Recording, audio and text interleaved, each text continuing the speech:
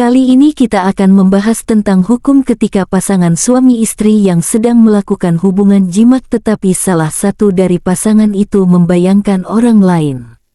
Misalkan ada seorang suami yang membayangkan wanita lain, ataupun seorang istri yang membayangkan laki-laki lain ketika sedang berhubungan, itu hukumnya bagaimana? Permasalahan inilah yang banyak sekali memunculkan pertanyaan tentang hukumnya. Menanggapi hal tersebut dan berdasar sumber di dalam kitab Tuhfatul Muhtaj pada juz ketiga halaman 180 kita mencoba menjawab pertanyaan yang ada.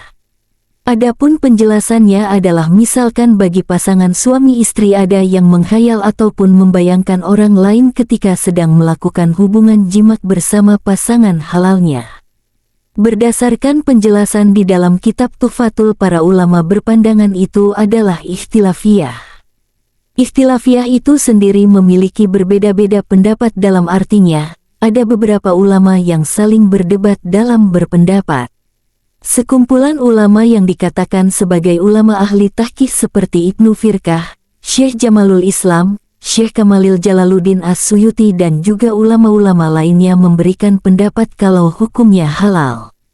Tapi perlu digarisbawahi, ini belum selesai pembahasannya, karena ini masih dari salah satu pendapat kelompok ulama saja.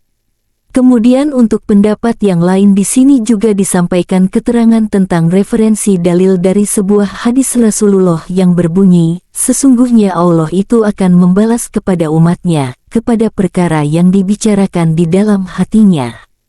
Karena membayangkan itu bukanlah pekerjaan fisik tapi itu berlandaskan dari hati dan juga dari pikiran. Jadi meskipun hati yang berkata dan lisan tidak berkata itu tetap menjadi suatu dosa, karena hati kita sudah berbicara buruk dan yang tahu akan urusan hati itu hanyalah Allah semata.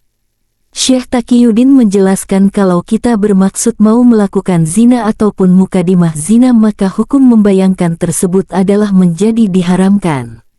Akan tetapi kalau tidak ada niat buruk maka itu tidak menjadi apa-apa atau tidak menjadi suatu yang diharamkan.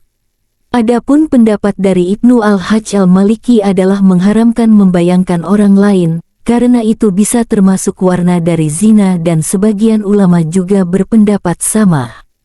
Para ulama mencontohkan seseorang yang mengambil air minum dan dia menghayal atau membayangkan bahwa itu adalah minuman yang beralkohol. Lalu dia membayangkan sedang meminum minuman beralkohol, berarti dia membayangkan sedang melakukan suatu kemaksiatan. Karena dia membayangkan suatu kemaksiatan itulah yang menjadikan haram.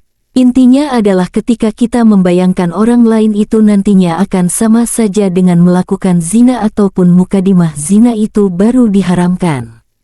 Misalkan ada seorang suami yang mana dulunya punya pacar atau mantan pacar, karena menikahi wanita lain pada suatu waktu ketika sang suami melakukan hubungan dengan istrinya dia membayangkan mantan pacarnya.